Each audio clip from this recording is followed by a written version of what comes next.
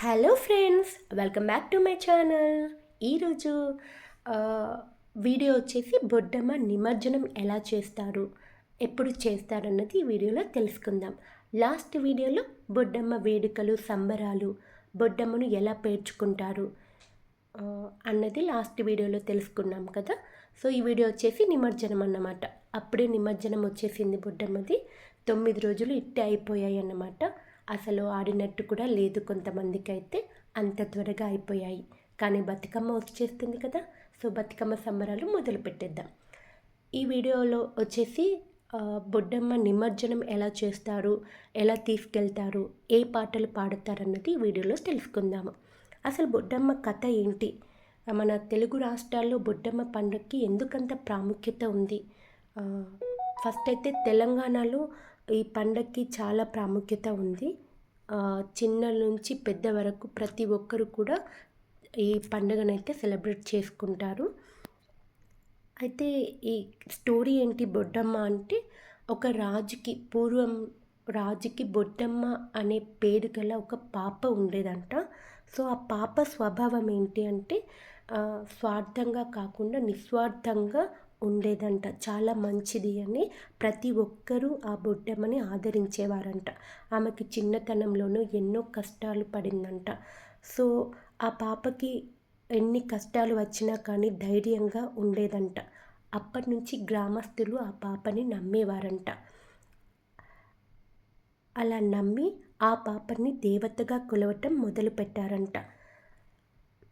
So ఆ బొడ్డమ్మకు సంబంధించి కథ ప్రకారం కానివ్వండి, పూర్వం చెప్పిన రాజులు కానివ్వండి, బొడ్డమ్మ బాలికగా జన్మించి అంటే చిన్నతనంలోనే చనిపోయిందంట.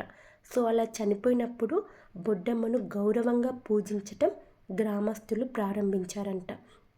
ఆమెను పూజిస్తే వర్షాలు మంచిగా కురుస్తాయని, పంటలు సరిగ్గా పండుతాయని చెప్పి వాళ్ళు నమ్మారన్నమాట. సో అప్పటి నుంచే బొడ్డమ్మ వేడుకలు ప్రారంభించారు. ఏదైతే వర్షాకాలంలో పండుగ జరుగుతుందో దాన్ని బొడ్డమ్మగా అనుకుని వాళ్ళు బొడ్డమ్మనైతే పూజించసాగారు.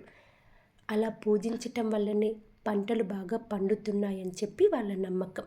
అందుకోసమే ఇప్పటికీ కూడా వర్షాకాలంలో బొడ్డమ్మ వేడుకలు ఇలా జరుగుతాయన్నమాట. సో అది నాకు తెలిసిన స్టోరీ అండి. బొడ్డమ్మ స్టోరీ అయితే అది. బొడ్డమ్మ అలా పుట్టిందంట చిన్న పాపగా. నాకు తెలిసిన స్టోరీ.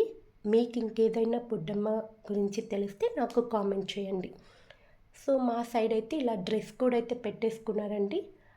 ఒక్కో స్ట్రీట్లో ఒక్కొక్కరు ఇలా డ్రెస్ కోడ్ అయితే అనుకొని చక్కగా పెద్దవాళ్ళు, చిన్నవాళ్ళు అందరూ కలిసి ఇలా డీజేలతో బొడ్డమ్మని చక్కగా ఊరేగిస్తూ నిమజ్జనం అయితే చేశారన్నమాట. సో లాస్ట్కి ఒక పాట వినండి.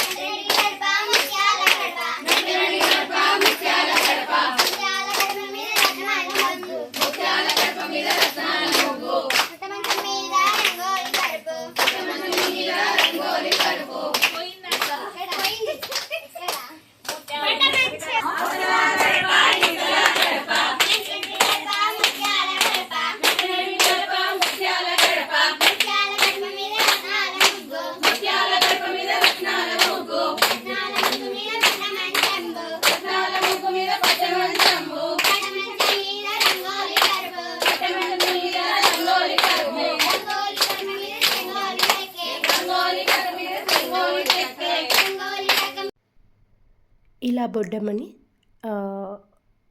డ్రెస్ కోడ్లతోటి చక్కగా అందరూ అనుకొని ఆటపాటలతో చిన్న నుంచి పెద్ద వరకు ప్రతి ఒక్కరూ పాల్గొని బొడ్డమ్మ నిమజ్జనాన్ని విజయవంతం చేశారు. ఇలా ప్రతి సంవత్సరం కూడా ఇదే విధంగా జరుగుతుంది ఈ ఊర్లో, మంతనిలో.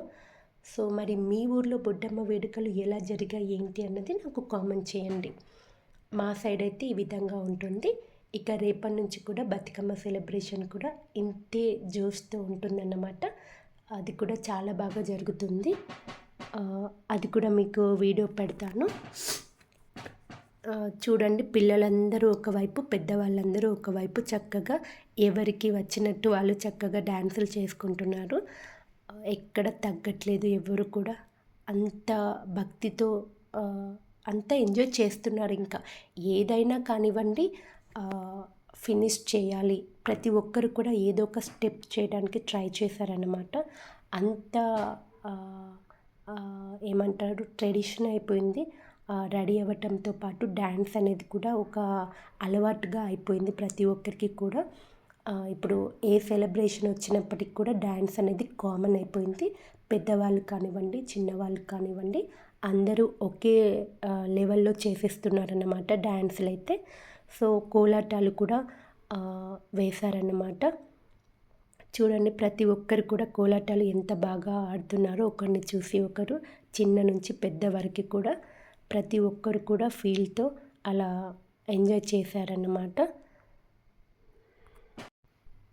ఇలా బొడ్డెమ్మనైతే ఎత్తుకొని ఒక్కొక్కరుగా మార్చుకుంటూ చెరువు వరకు కూడా ఇలా డ్యాన్సులు చేసుకుంటూ అమ్మవారిని కింద పెట్టకుండా ప్రతి ఒక్కరు కూడా ఎత్తుకొని అమ్మవారికి దండం పెట్టుకుంటూ నిమజ్జనం అయితే చేస్తారన్నమాట.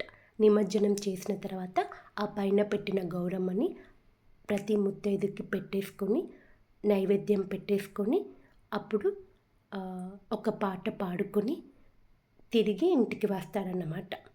సో మా సైడ్ అయితే బొడ్డమ్మ నిమజ్జనం ఈ విధంగా చేసుకుంటారు. మరి మీ అందరికీ మా సైడు చేసిన నిమజ్జనం నచ్చిందా? అయితే లైక్ చేయండి. Thanks for watching. Bye bye.